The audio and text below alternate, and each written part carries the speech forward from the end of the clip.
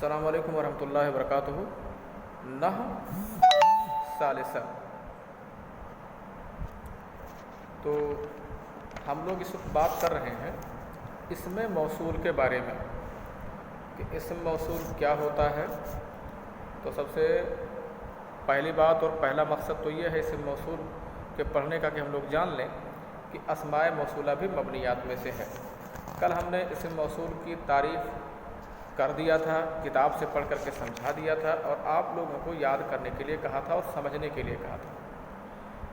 اب چلیے اس میں دیکھ لیتے ہیں کہ اور اسم موصول کے بارے میں کیا ہے، کون سا اسم موصول کس کے لیے استعمال ہوتا ہے۔ تو اس چیز کو آپ نے پہلے سمجھ لیا کہ خالی اسم موصول اکیلے کسی جملے کا مکمل جز نہیں بن سکتا ہے۔ ہاں، اس کو مکمل جز بننے کے لیے، فاعل بننے کے لیے، مفعول بننے کے لیے، مبتدا بننے کے لیے، خبر بننے کے لیے، یہی سب جملے کے اجزاء ہوتے ہیں۔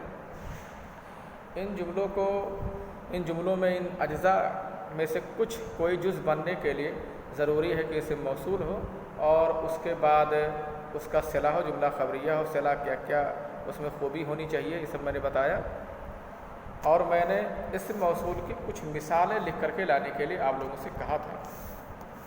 ٹھیک ہے، اب بتا رہے ہیں کہ والذی للمذکر، اور یہاں جو اسم موصول ہے الذی، یہ واحد مذکر کے لیے استعمال ہوتا ہے۔ الذی کس کے لیے استعمال ہوتا ہے؟ واحد للمذکر الواحد، واحد مذکر کے لیے یہ استعمال ہوتا ہے۔ واللذانی واللذین لمثناہ، اور اللذانی اور اللذین یہ اس مذکر کی تثنیہ کے لیے استعمال ہوتا ہے۔ اللذان اللذین ایک چیز ہے، ہاں اسماء موصولہ میں سے جو تثنیہ ہے نا، تثنیہ چاہے وہ تثنیہ مذکر کا ہو یا تثنیہ مؤنث کا ہو، یہ دونوں معرب ہوتے ہیں، اس کے علاوہ چھوڑ کر کے سبھی مبنی ہیں۔ تو اکثریت کا اعتبار کر کے حکم لگایا گیا ہے، اس پر جو حکم لگایا گیا ہے اکثریت کا اعتبار کر کے ہی لگایا گیا ہے۔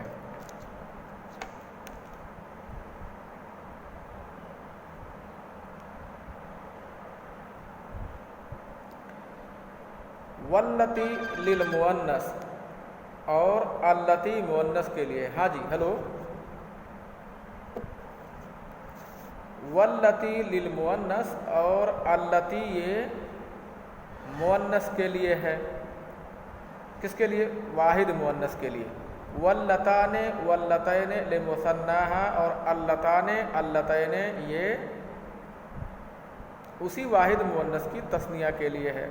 اللتان اللتین دو چیز نہیں ہوئی، جیسے ذان و ذین یا تان و تین ایک ہی چیز تھی، ذان و ذین خالی اعرابی حالت کا فرق تھا، ایسے اللتان اور اللتین بھی ایک چیز ہے، یہ تثنیہ مؤنث کے لیے یہ دونوں استعمال ہوتے ہیں۔ والذین والاولی لجمع المذکر، اور الذین اور الاولی یہ جمع مذکر کے لیے استعمال ہوتا ہے۔ ایک بات جان لو، جو الذی کی تثنیہ ہے اللذانی، یہ جو حالت نصب و جر میں اللذان ہو جائے گا تو اللذین ہو جائے گا۔ اللذین فی حالت النصب والجر، حالت نصب اور حالت جر میں یہ اللذین ہو جائے گا۔ اور دیکھو لکھا ہے الذین، اس کی لکھاوٹ میں تھوڑا سا فرق سمجھ لیجئے۔ اس کی لکھاوٹ میں اللذین اور اللذین کیسے، جو الذی کی تثنیہ ہے حالت نصب و جر میں اس میں ڈبل لام ہے، اور جو الذی کی جمع ہے الذین اس میں سنگل لام ہے۔ یہ لکھاوٹ کا فرق اگر صاحب دھیان دیجئے، لڑکے اکثر غلط کر جاتے ہیں، اس کو لکھنے میں غلطی کرتے ہیں۔ تو الذی مذکر کے لیے ہوا اور اس کی تثنیہ ہے اللذان اللذین تثنیہ کے لیے، اللتی مؤنث کے لیے، اور اللتان اللتین یہ تثنیہ مؤنث کے لیے۔ اور الذین اور الاولی، والذین والاولی لجمع المذکر، اور الذین اور اولی یہ جمع مذکر کے لیے استعمال ہوتے ہیں، یہ اسم موصول۔ اس کے بعد جمع مؤنث کے لیے 4 الفاظ ہوتے ہیں اسم موصول کے لیے، کسی کا بھی استعمال کر سکتے ہو۔ اللاتی، اللواتی، واللائی، واللائی، کتاب میں دیکھ رہے ہو نا، اللاتی واللواتی، اللاتی یا اللواتی، اللائی ہا پر کسرہ کے ساتھ، واللائی حمزہ کے لیے زیر لگا ہے نا، اور چوتھے میں حمزہ کے بعد یا بھی لگی ہو، اللائی، الولائی، ایسا ہے۔ یہ چاروں میں سے کسی ایک کو جمع مؤنث کے لیے آپ استعمال کر سکتے ہیں، جمع مؤنث کے لیے۔ تو واحد مذکر کے لیے کیا آئے گا، تثنیہ مذکر کے لیے کیا آئے گا، واحد مؤنث کے لیے کیا آئے گا، تثنیہ مؤنث کے لیے کیا آئے گا، جمع مذکر کے لیے اسم موصول کے کتنے الفاظ آتے ہیں، اور جمع مؤنث کے لیے کون کون سے لفظ استعمال ہوتے ہیں عربی میں اسم موصول کے لیے، وہ آپ نے جان لیا، آپ اس کو یاد کر لیجیے۔ اور ما، من، ایون، ایتن، ذو، یہ سب بھی الذی کا معنی دیتے ہیں، یعنی یہ سب بھی اسم موصول ہیں۔ ذو بمعنی الذی فی لغت بنی طے، ما، من، ایون، ایتن، تو ذو کا معنی دیتے ہیں، یہ الذی کا معنی دیتے ہیں، لیکن ذو الذی کے معنی میں یہ بہت عام نہیں ہے۔ بنو طے، قبیلہ طے جو ہے، بنو طے، انہی کی زبان میں یہ الذی کا معنی دیتا ہے۔ اب ذو، ایک ذو تو آپ نے پڑھا ہوگا اسماء ستہ مکبرہ میں سے، ذو جس کے معنی والا ہوتے ہیں، ذو مال، مال والا، تو جاء ذو مال، رأیت ذا مال، مررت بذی مال، وہ تو مورب ہے، مبنی نہیں ہے،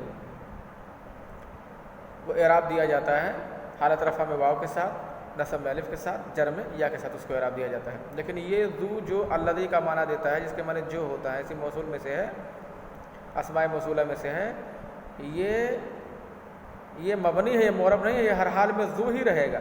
اور ذو یہ اسم موصول ہے، الذی کا معنی دیتا ہے۔ صاحب کتاب نے دلیل کے طور پر ایک شعر لکھا ہے، دلیل کے طور پر یہ شعر جو کتاب میں لکھا ہے، اس کے لکھنے کا مقصد یہ ہے تاکہ آپ جان لیں کہ یہ ذو الذی کا معنی دیتا ہے، دے رہا ہے۔ فَإِنَّ الْمَاءَ مَاءُ أَبِي وَجَدِّي وَبِيرِي ذُو حَفَرْتُ وَذُو طَوَيْتُ، اس کا معنی ہے فَإِنَّ الْمَاءَ مَاءُ أَبِي وَجَدِّي، بے شک پانی میرے باپ و دادا کا پانی ہے۔ یہ جو پانی ہے نا، پانی کی بڑی اہمیت تھی، تو کہہ رہے جو پانی ہے یہ تمہارا نہیں، کسی غیر کا نہیں، یہ میرے گھر میرے خاندان کا پانی ہے، میرے باپ و دادا، میرے باپ اور میرے دادا کا یہ پانی ہے۔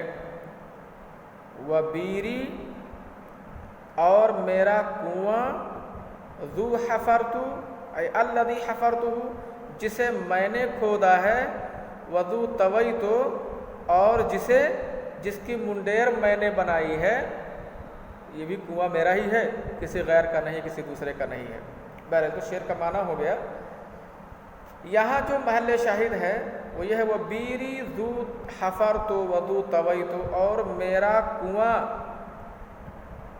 جسے میں نے کھودا ہے، ذو حفرت، جسے میں نے کھودا ہے، اے الذی حفرتہ، ذو حفرت، اے الذی، یعنی الذی حفرتہ، وذو طویت، الذی طویتہ، جس کی منڈیر میں نے بنائی ہے، اس کو میں نے گول کیا ہے، اس کی منڈیر میں نے بنائی ہے، یہ کنواں میرا ہے۔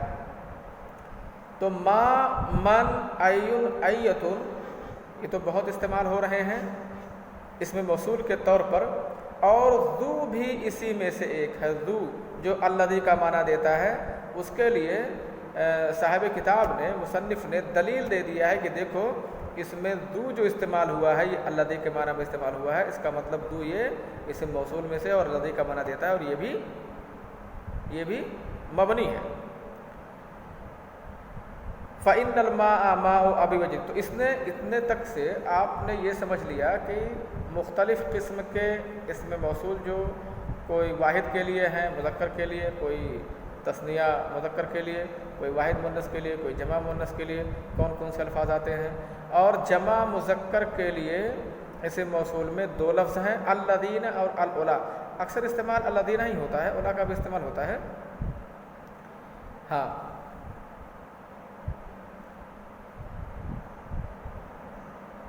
ان الذین تدعون من دون اللہ عباد امثالکم. ان الذین تدعون، الذین استعمال ہوتا ہے استعمال.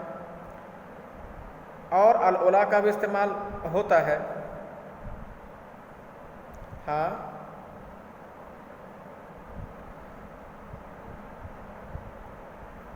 اور جمع مؤنث کے لیے 4 الفاظ استعمال کیے جاتے ہیں، اللاتی، اللواتی، اللائی، اللائی. اسے آپ یاد کر لیجئے گا ٹھیک سے. ٹھیک ہے، تو میں کل انشاءاللہ آپ لوگ عربی ادب میں سے یا عربی کسی کتاب میں سے ایسے موصول چھانٹیے، اس کا صلہ چھانٹیے اور دیکھیے وہ دونوں مل کر کے کیا بن رہا ہے اس میں. ٹھیک ہے، تو اتنا میں نے بتایا. اب کل اس کی میں انشاءاللہ مشق بولوں گا، اور تھوڑی سی بات اسم موصول کے بارے میں اور رہ گئی ہے. کل انشاءاللہ اس کو پڑھاؤں گا. پہلے اس چیز کو آپ یاد کر لیجیے اور مشق کر لیجیے. ٹھیک ہے، السلام علیکم و رحمۃ اللہ وبرکاتہ.